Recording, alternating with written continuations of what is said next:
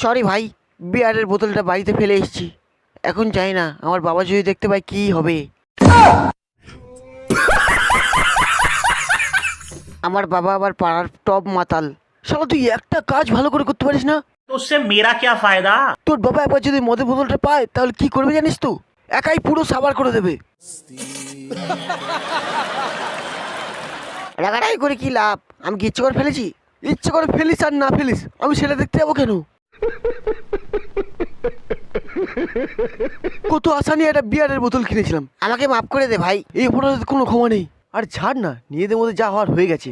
सब क्या देखना पड़ रहा है। अच्छा है मैं अंधा हूँ। আমি কিছু চাই না, আমাকে এক্ষুনি যে করেই হোক বিয়ারের বোতল এনে দিতে হবে। তা না হলে আমি এক্ষুনি পাগলা হয়ে যাব।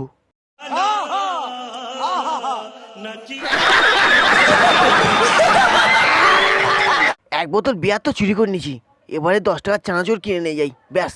अच्छा ওই শালা, স্যার আমাকে ডাকছেন? হ্যাঁ মদনা, আমি তোমাকেই ডাকছি।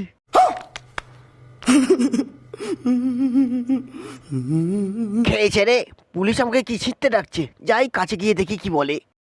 হ্যাঁ স্যার বলুন, কি ছিটতে ডাকলেন? ঝোপের আলে একটা বিয়ারের বোতল রেখেছিলাম। হ্যাঁ তো তাতে কি হয়েছে স্যার? আমি ওসব মদপথ ছুঁয়েও দেখি না, আমি খুব ভাদ্র ছেলে। তোর পকেটে তাহলে মদের বোতল কি করছে? হ্যাঁ হ্যাঁ ঠিক দেখতে পাচ্ছি।